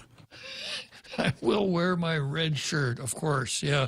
So see you at Ray Saturday morning for that wonderful selfie routine. Okay, first item on the card here, of course, is Paul Zerzan and systemic racism.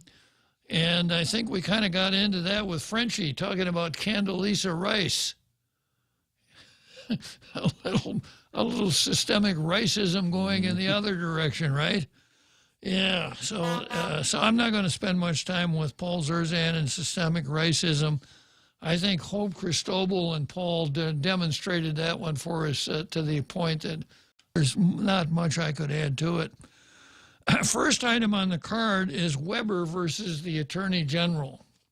And in an apparent contest to see who could be the pettiest. And without spoiling it for you, I think the Attorney General wins that one. I feel like I'm watching some weird tennis match. Yeah. That's never ending. Yeah. And then the next is FBI versus Gods and Arrows. Zangin te maatnyo na Gods and Arrows, Gwini. Adaiya. Look out. And then I've got Everybody versus Biden, which is the way as it should be. Hokuk versus Monglotnia. Civil Society versus Separatism, plus Plessy versus Brown, if we get that far. Okay, so I'll just go right through here. I'll just show you the demonstration of systemic racism. You know the rest of the drill, right? Tailgaters. And then there's an article in today's Post. Weber, AG's inactive email, no excuse.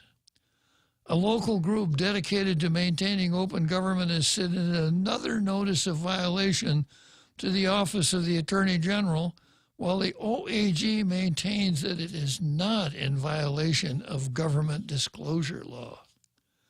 Lee Weber, the president of the Vigilance Committee, alleged the OAG failed to comply with the Sunshine Act, local law that mandates transparency in the government of Guam. Weber alleged that the OAG didn't respond to a request for copies of annual compliance reports from agencies that handled requests for public documents. But the OAG stated that it never received Weber's letters on the matter because he used an inactive email account, a detail about which the office said it previously advised him. Because it did not receive the request, the OAG stated it did not violate the law. And in the first story on this, that was the story. We didn't violate the law. In a letter Tuesday, Weber stated that their email system did not provide any notification that the Sunshine Act demand could not be delivered. Quote, "It's clear that the email addresses to which I submitted my Sunshine Act demand and the notice of the violation of the Sunshine Act were not shut down. You did not read, but you did receive my Sunshine Act demand and the notice of violation of the Sunshine Act, Weber stated, before demanding that the OAG fulfill the request. Katlina Chotfris, spokeswoman for the OAG, what are they doing using terms like spokeswoman? Katlina Chotfris, spokeswoman for the OAG, stated that their position that they are not in violation of disclosure law remains the same. However, the OAG is in receipt of Weber's initial request now and will respond to it, Chotfris said. Oh, how nice. Weber also submitted another Sunshine Act request Tuesday for all emails assigned to the OAG, domains used by the office, and other information related to email use. Well, go get them, Weber. Good for you. Yeah. And how petty can you be? You know, that was the story. We didn't violate the law. We didn't get the email. Instead of doing what they did, you know, after they were called out. You know, the proper response would have been, we answer every email, every Sunshine request that comes to our office, and we do it in a timely fashion. This will be no excuse. Apparently there was a mix-up with email, but we got it, or when we get it, we'll act on it. Instead of, we didn't get an email, therefore we're fine. How silly for the Attorney General of the Territory of Guam. And it just, once again, makes me very grateful that we have a vigilance committee, because there aren't very many of us out there holding the government to account. And, you know, it just seems like so many government officials take their jobs on a personal level. Mm-hmm. When somebody's criticizing them for their processes, they take it as a personal insult, and that has to stop. It does. Just get your job done. Just do it. Yeah. I suppose the next thing, there will be a crowdfundme to buy the defense of Buddy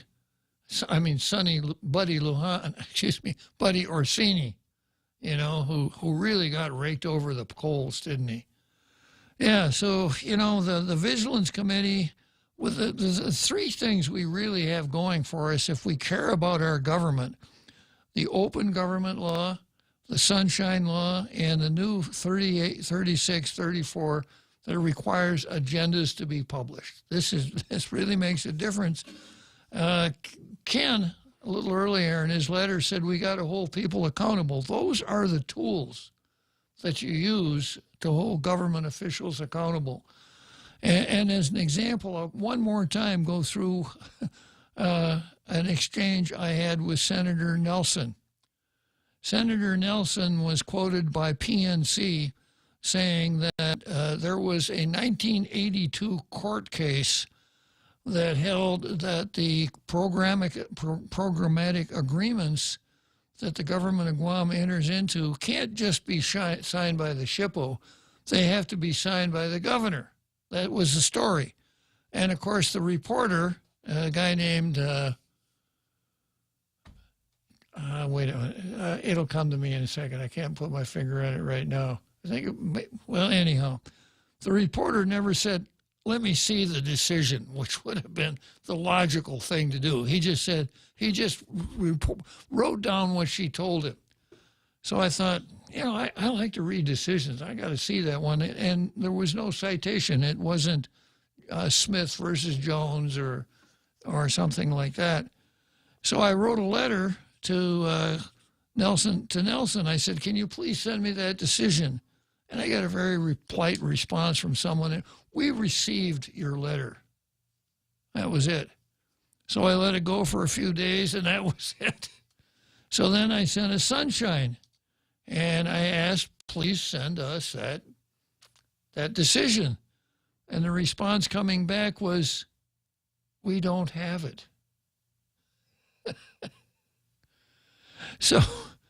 So then my next email to Senator Nelson was, give me every public record that you can that shows that you just didn't talk about this decision to get some earned media. and she sends back the digital copy of the Organic Act. In the meantime, now, she said she was going to write to the Attorney General about this matter, about the governor's signature. So I let it go for a while, and then I wrote to the Attorney General, and I found out the Attorney General wrote back and said, I'm paraphrasing, no, that's not what it's about at all. So I brought this up to Wayne. I think it was Wayne Chargaloff. I brought this up to the reporter over at PNC, and I said, would your story have come out any different if you had asked for that decision when you did the interview? No response. So, you know, if reporters don't have the simple curiosity to pick up on these things, it's up to us. It's up to Tall Tales. It's up to Ken. It's up to the Vigilance Committee, and it's up to anybody else who really is interested in good government to use those three tools to the maximum effect. Because even the Post, I was really a fan of the Post and their hard-hitting editorials, and instead of running hard-hitting editorials, they're running letters from Ho saying, can't we all just get along?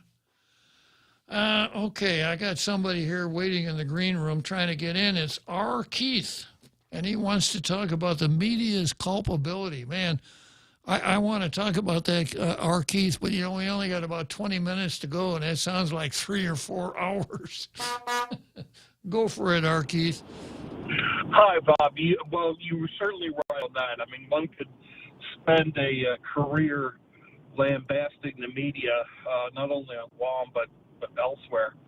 But bringing the topic home, really, I don't mean to sound like a complete curmudgeon here, but there is no decent news reporting in the classical sense from the newspapers here.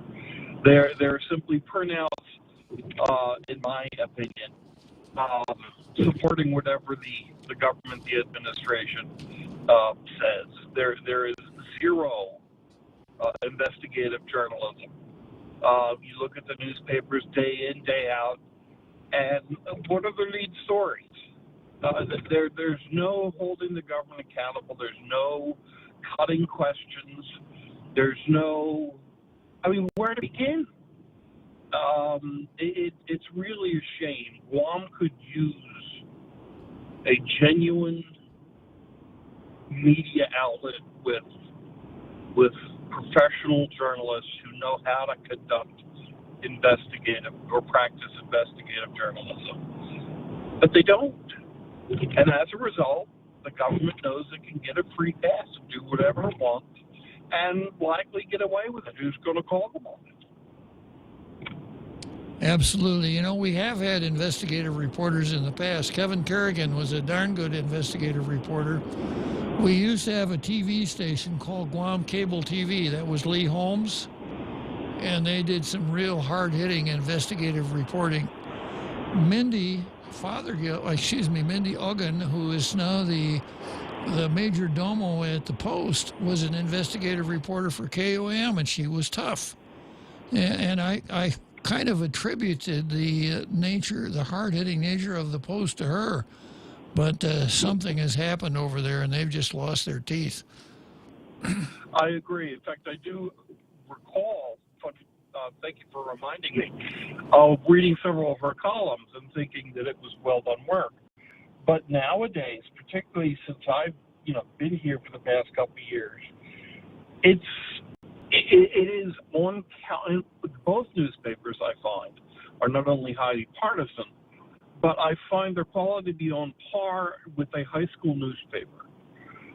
There is no digging. There's no serious questions. There's no...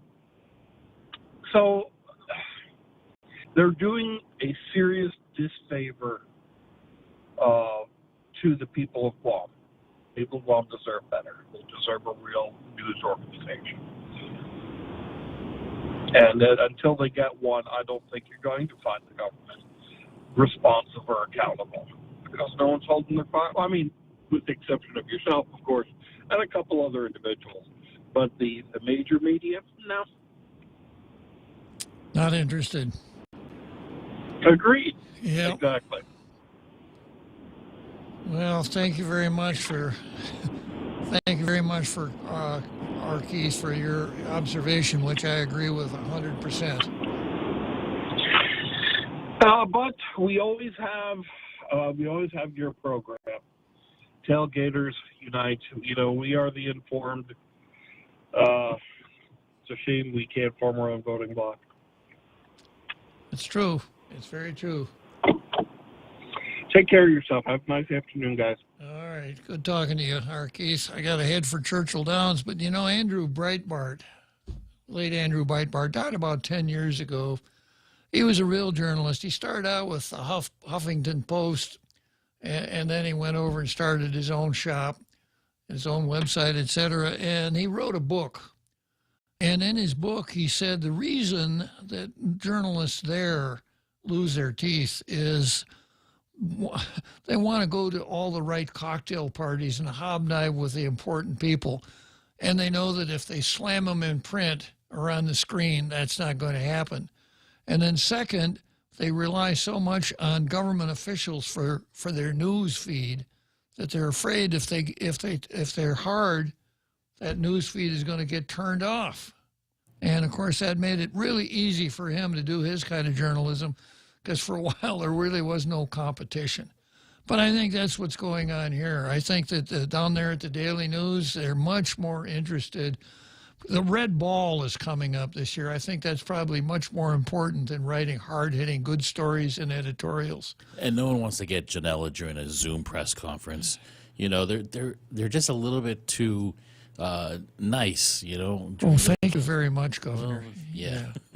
Yeah. Absolutely. And they take 5 minutes to greet, and then like a 2-second question that's already been answered. Yeah. But, you know, what he's talking about is being revealed through the dismantling of CNN right now, how they were deeply embedded with politicians, especially the Democrat Party, and it shows how it deteriorated. Yeah. Big time. Absolutely.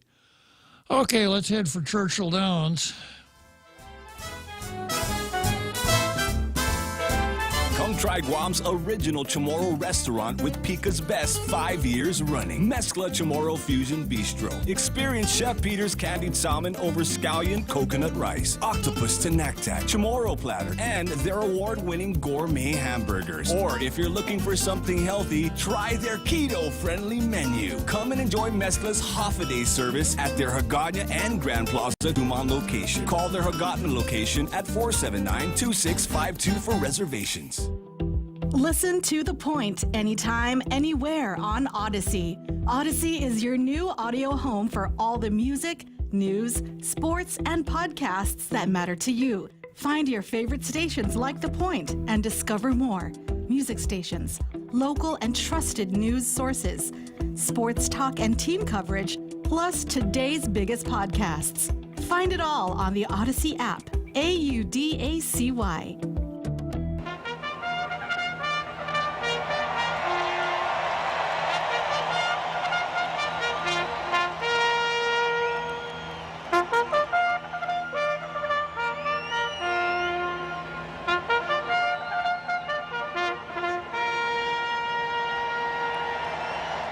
Louisville, Kentucky is a city in Kentucky on the Ohio River across from Indiana, state of Indiana.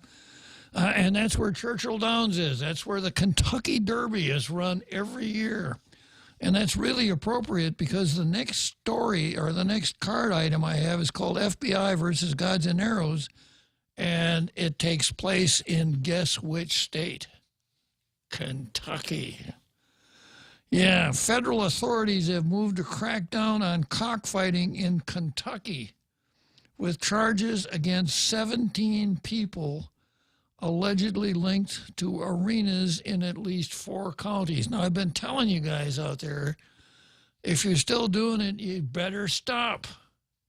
The cockfighting pits listed in the 4 federal indictments were in Clay, Laurel, and Pike counties, with another on the border of Nicholas and Fleming counties. The indictments were returned last week but sealed until this week. Indictment documents said 3 of those charged had worked at times for sheriff's offices. Yeah, well, this is Kentucky. If you remember the movie Walking Tall, it is Kentucky. Sheriff's offices in Clay and Laurel counties, but the 3 most recent sheriffs in Clay County said the 2 residents named there had not worked for them.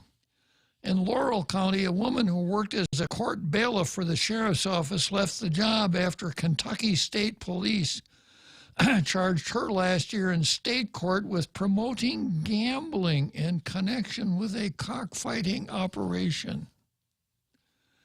She was also charged in the separate federal investigation. Jody Cohen, special agent in charge of the FBI in Kentucky. Remember when this thing kicked in December of 2019? Well, who are they going to send out here to enforce the law? Well, Jody Cohen, special agent in charge of the FBI in Kentucky, said the investigations had dealt a serious blow to cockfighting in Kentucky. She also noted there are other crimes such as gambling associated with cockfighting. The gruesome ritual of animal fighting simply has no place in a civilized society, Cohen said. Animal cruelty, however, is just one criminal aspect surrounding this barbaric activity. In one case, Cruz Alejandro Mercado Vasquez, 43, of Maysville, Kentucky, is charged with 2 counts of attempted bribery and 1 count of possessing animals for the purpose of having them take part in fights. Now, listen to this. 1 count of possessing animals for the purpose of having them take part in fights. Were they fighting? No. Possession. Just having them. He allegedly offered bribes of more than $5,000 to Mason County Sheriff Patrick Boggs. Boy, that doesn't sound like a sheriff in Kentucky. Hey, Sheriff Boggs, yeah, what do you all need down there? I can't stay too long. I'm going down to the Oh, wait, I can't say that, sir. He obviously drives a Cadillac. Yeah. Mason County Sheriff Patrick Boggs to get protection for a planned cockfighting operation and also allegedly possessed and trained fighting roosters. That's the bribe war. He faces up to 10 years in prison on the bribery charge. In another case, Millard Oscar Hubbard, 72, Timothy Sizemore, 42, Beechel Collette, 28, Lester Collette, 25, and Justin Smith, 33, all of Clay County, were charged with conspiring to operate a cockfighting arena called the Riverside Game Club in Clay County.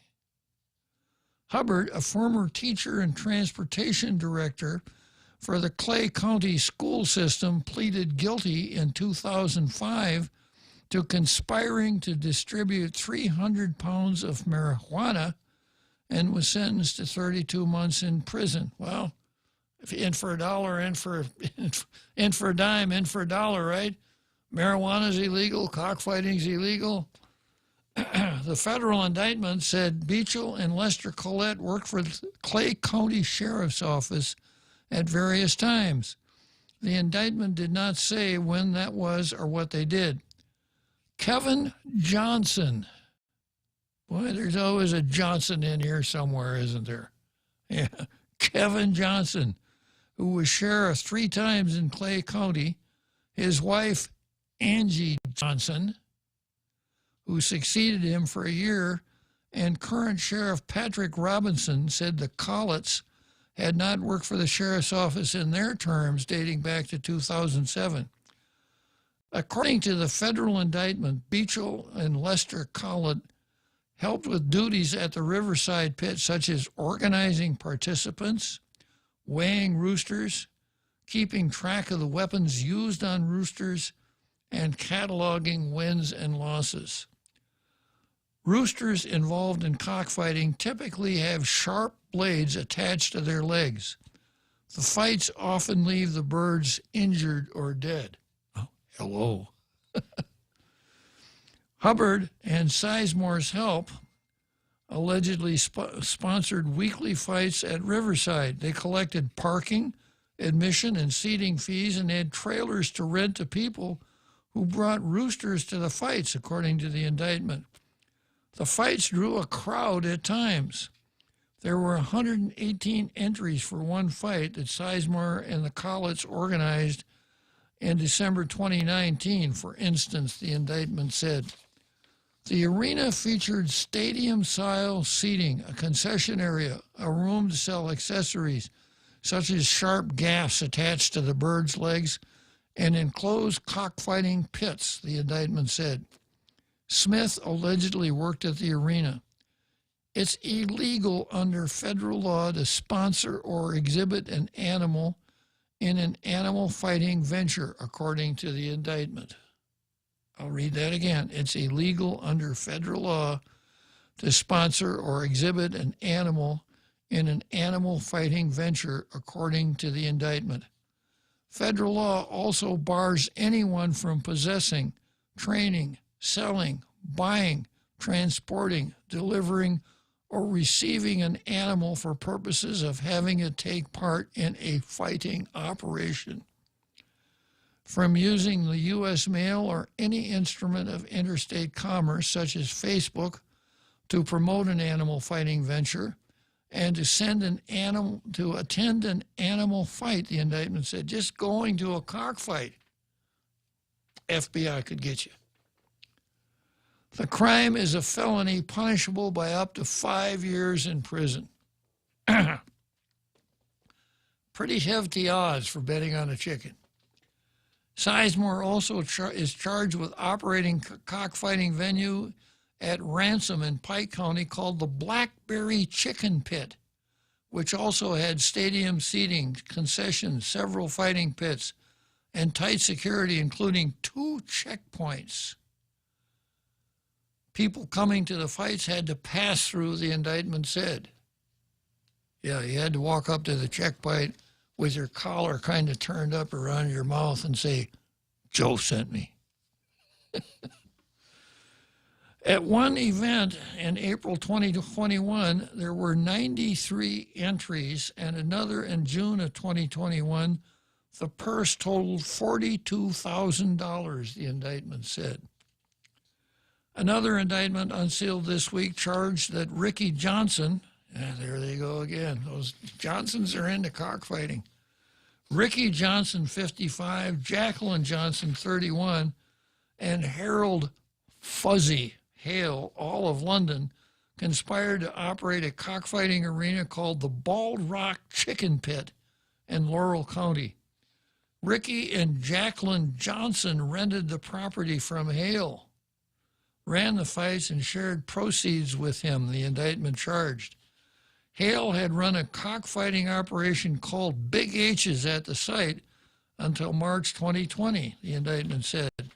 That indictment named 5 others who allegedly possessed roosters for the purpose of fighting. Orville Asher, Dallas Cope, Hiram B. Creech Jr. Now that guy sounded like he from Kentucky. Orland B. Creech Jr. Yeah. You know what his papa's name is. That'd be Orland B. Creech Sr. Yeah. Bradley C. Rose and Joshua Westerfield of London, Kentucky. Kentucky State Police made arrests at the Bald Rock venue in July 2021 after receiving a complaint charging Ricky and Jacqueline Johnson with promoting gambling. The Johnsons promoting gambling. And several other people with cruelty to animals, including Asher, Cope, Creech, and Westerfield. Jacqueline Johnson was a bailiff with the Laurel County Sheriff's Office at the time, but reportedly left afterward. In the 4th case, a grand jury charged Walter Mitchell, Jared McVeigh, Linda McVeigh, with conspiring to sponsor and exhibit animals in a fighting venture. The three were allegedly involved with a cockfighting pit called the Valley on the border of Nicholas and Fleming counties.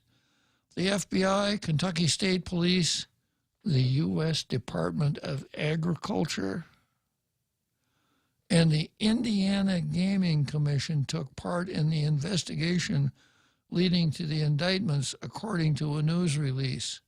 The Indiana Gaming Commission. Cockfighting has been common in Kentucky for years. Most Kentuckians will tell you, oh, it's part of our culture. When federal authorities raided a large operation in Floyd County in 2014, they found it had thousands of members and drew spectators from several states. More recently, animal groups said 2020 that Kentucky had become a hub for cockfighting trade.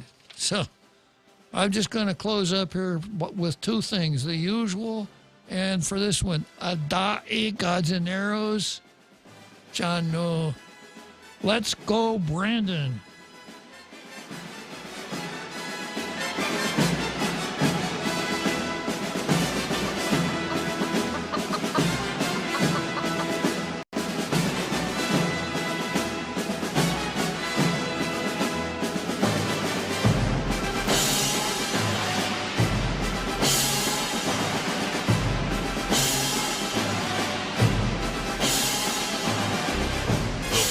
Is KUSG, Hagåtña, Guam, 93.3 FM and 104.3 HD3. Passing the 1 week mark. I'm Jack Callahan, Fox News. And as the invasion of Ukraine, the sun rises on the 8th day of it, attacks are accelerating. Russian forces now claim to be in control of the city of Kherson. A significant city in that it is again in the south, just north of the Crimean Peninsula. That would establish it as an important land bridge for supplies for the Russian army as they move towards Kyiv from the south. And then further up north, around the capital itself, the Russian forces have been battering Kyiv again. We saw a couple of huge explosions last night. Fox's Jonathan Hunt in Lviv. The United Nations General Assembly overwhelmingly passing a resolution calling on Russia to end the invasion. But Philippe Etienne, the French UN ambassador, telling Fox News more sanctions are needed. If we isolate more and more Russia, it will be one of the most important instruments we have to press Russia to stop, to press the Russian president to decide to stop this invasion. Russian and Ukrainian delegations are set to meet again today near the border of Belarus. State Department sources tell Fox News China's President Xi asked Vladimir Putin not to invade Ukraine until after the Beijing Olympics ended. The invasion, in fact, came days after the Olympic flame was extinguished. China calls the report blame shifting. The House Select Committee probing the incursion at the U.S. Capitol accuses former President Trump of conspiring with associates to disrupt congressional certification of the presidential election. Mr. Trump has called the committee's work a witch hunt. The panel lacks any power to bring criminal charges. A member of the Oath Keepers group has pled guilty to seditious conspiracy to stop the peaceful transfer of power. Joshua James also agreeing to cooperate with federal prosecutors. America is listening to Fox News.